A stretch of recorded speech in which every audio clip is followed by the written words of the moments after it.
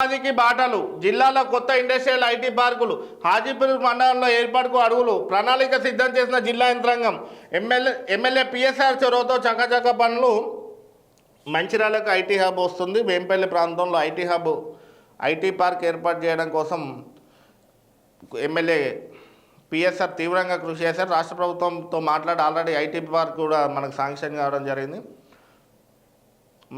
హాజీపూర్ మండలం వేంపల్లి ప్రాంతంలో ఈ ఐటీ పార్క్ కోసం పనులు కూడా అధికారులు కూడా ఆ ప్రాంతాన్ని పరిశీలించడం జరిగింది. నిన్న జిల్లా కలెక్టర్ కూడా ఆ ప్రాంతాన్ని కూడా పరిశీలించడం జరిగింది.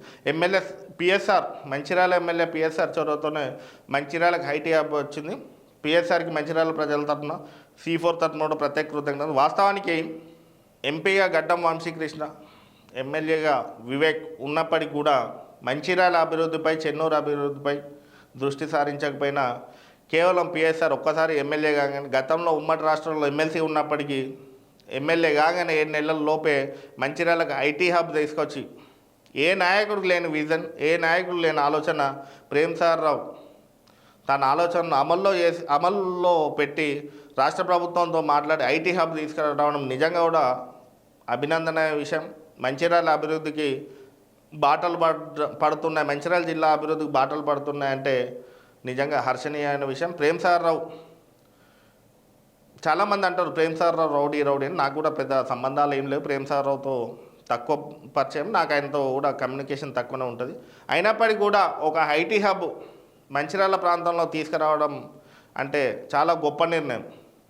వివేక్ గతంలో కాంగ్రెస్లో ఉన్నాడు, గతంలో ఎంపీగా ఉన్నాడు, గత ప్రభుత్వంలో బీఆర్ఎస్లో రాష్ట్ర ప్రభుత్వ సలహాదారుగా ఉన్నాడు, బీజేపీలో కేంద్ర కమిటీలో పనిచేసిండు, కేంద్ర ప్రభుత్వంతో కలిసి పనిచేసిండు, ఆయన కొడుకు ఎంపీ అయిండు. అయినప్పటికీ కూడా వాళ్ళ అన్న బెల్లంపల్లి ఎమ్మెల్యే ఉన్నాడు, చెన్నూరు గతంలో మాజీ మంత్రి, కార్మిక శాఖ మంత్రి ఉన్నాడు.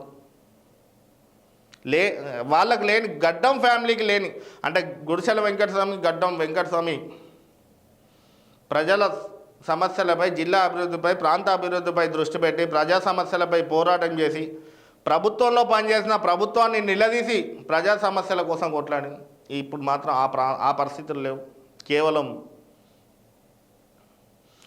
మంచిర్యాల ఎమ్మెల్యేగా ప్రేమ్సాగర్ రావు గెలిస్తే కక్ష సాధింపు రాజకీయాలు, ఫ్యాక్షనిజం జరుగుతుంది, ప్రేమ్సాగర్ రావు గెలవకపోవడం మంచిది అనే సందర్భం ఉండదు. ఒక సందర్భంలో నేను కూడా ప్రేమ్సాగర్ రావు గెలిస్తే మంచిర్యాలలో ఎలాంటి అరాచకాలు అవుతాయో, ప్రేమ్సాగర్ రావు దాడులకు పాల్పడతాడు, బెదిరిస్తాడు, ఫ్యాక్షనిజం ప్రోత్సహిస్తాడని, ఫ్యాక్షనిజాన్ని ప్రోత్సహించే నాయకులను, బెదిరింపులకు పాల్పడే నాయకులను, కక్ష సాధింపు చేసే నాయకులను ప్రేమ్సాగర్ రావే అరికడుతున్నాడు.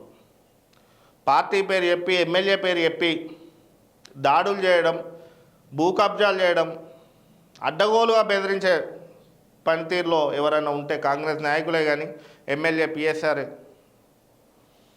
పూర్తి స్థాయిలో చెక్ పెడుతున్నాడు. అధికారులను కూడా కట్టుదిట్టమైన ఆర్డర్స్ ఇచ్చి ప్రాంత అభివృద్ధి కోసం కృషి చేయాలి తప్ప నాయకులకు, కాంగ్రెస్ నాయకులు అని చెప్పుకొని పనులకు వస్తే ఎవరికి చేయకండి, న్యాయం వైపే నిలవండి అని కూడా ఆదేశాలు జారీ చేయడం.